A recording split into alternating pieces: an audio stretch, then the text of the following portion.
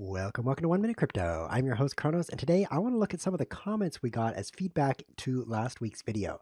A week ago, we put out a video called Why High Fees Are Good for Bitcoin, and I argued that the fact that people are willing to pay high fees in order to move their Bitcoin around the network was a sign that Bitcoin was highly desirable and valuable.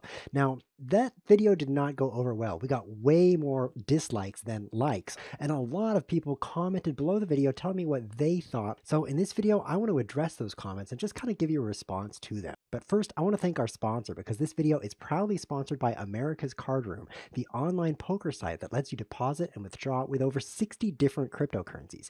After you've created your account, don't forget to register for their $1 Million Sunday starting January 7th, 2018, featuring $1,001,001 in guaranteed prize money every week. So without further ado, let's jump into the comments. Our first comment is from Word US. He says, your analogy is flawed. A bus system that has high demand will send buses more often to get as many customers as possible. Do you even economics, bro? Yeah, so in the video, I talked about Bitcoin being like a bus system where people are willing to pay high fees to get on the bus. And Word US is correct. A well-run bus system will add more buses because it creates more revenue. But I'm not saying that Bitcoin is making the best decisions in order to maximize its revenue. I'm simply saying it is popular. So he's correct. The best thing for Bitcoin to do would be to add more buses. But on the other hand, it's not doing that and it's still showing signs of strength. Our next comment is from Dan Russell. He says, I like your channel, but I'll say I disagree. Most people, especially noobs, don't know they can adjust the fee on the wallet, so they're somewhat unwillingly forced to pay the high fees just to move Bitcoin, even when the fee is too high. That's exactly right, Dan. Some people who are moving their Bitcoin are paying too much in fees, and it actually creates a problem for the rest of us as well, because when people pay too much in fees, it's like going to an auction and bidding too much. Everyone else who's at that auction either has to bid too much also or give up and not purchase what's being sold. So that is happening with Bitcoin. And if you're using Bitcoin today, I would highly recommend checking those fees that you're paying. You might be able to get away with paying less. Our next comment from Derek Watson. He says, I'm a dentist and I recently started charging $2.5 million for a filling, which shows what an excellent dentist I am. The problem is all my patients have started using cheaper dentists, but I'm not going to compromise. Well, Derek, there's a big difference between you as a dentist and Bitcoin, and that is that Bitcoin is overrun with transactions right now. There are so many people standing in line to make Bitcoin transactions that it's a lot different from your dental practice. I'm guessing you don't have an overcrowded waiting room of people waiting to pay $2.5 million for a filling.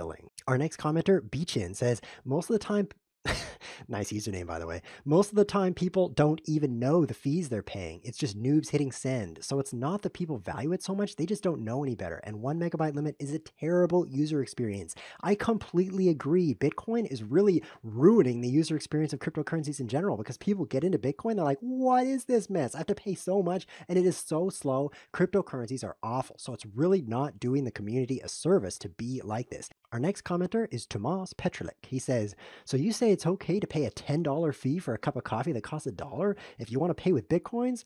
Unsubscribe. Well, for one thing, Tomas, you didn't unsubscribe, and that's kind of annoying me right now. But also, I didn't say that at all, and that's kind of annoying me too.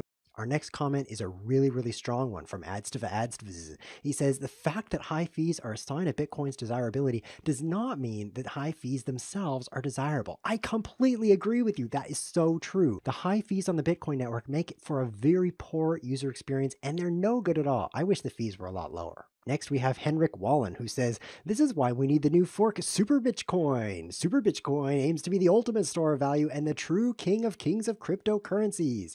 I'm going to ignore this comment. And now we're getting to the really good comments. We've got Blake Bedford Palmer here saying, that's a very elitist way of thinking. High fees might be okay for a short time, like Uber surge pricing, where the price increases after blah, blah, blah, blah, blah, blah, blah, blah, blah, blah, blah, or switch to a cheaper competitor.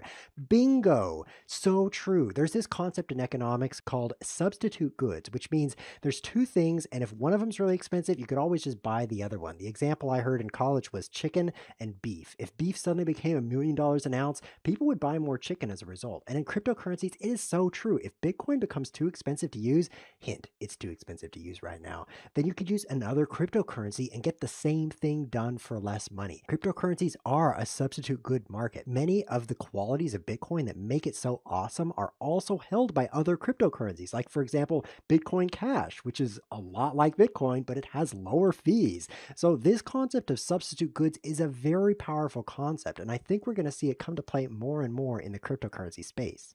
Our next commenter, Soup My Edit Paul, says, those who are crying about high fees, try using SegWit. It's been nearly 2 months. I've been transacting with my SegWit address, and guess what? I paid nothing more than a couple cents each for my transactions, and they all went through in 5 or 10 minutes. Well, SegWit at best will cut your fee in half. That's like a best case scenario. So you're saying that you're paying a couple of cents for each of your transactions. Without SegWit, you just be paying double a couple of cents. It's still not that bad. Next up, Lorenzo says, the only thing making Bitcoin great is its first mover name recognition status. There are plenty of other cryptos that move value quickly and securely. You are so right, Lorenzo. Like we talked about, there's that substitute good idea where other cryptocurrencies can get the same job done. If you look at the features list of Bitcoin and then the features list of other cryptocurrencies, they're very similar. But Bitcoin does have that name brand status. When people think about virtual currencies, the first thing they think of is Bitcoin. But unless Bitcoin can compete against those other cryptocurrencies on a level playing field, it's not always going to be top dog. So just like I mentioned, the high fees today are a sign that Bitcoin is popular today. However, that may not always be the case. Bitcoin needs to get its fees down in order to stay competitive. I hope you enjoyed going through these comments today. I know I sure did. If you have any feedback on this, be sure to post in the comments below this video. I'd love to hear what you think. Thanks for watching.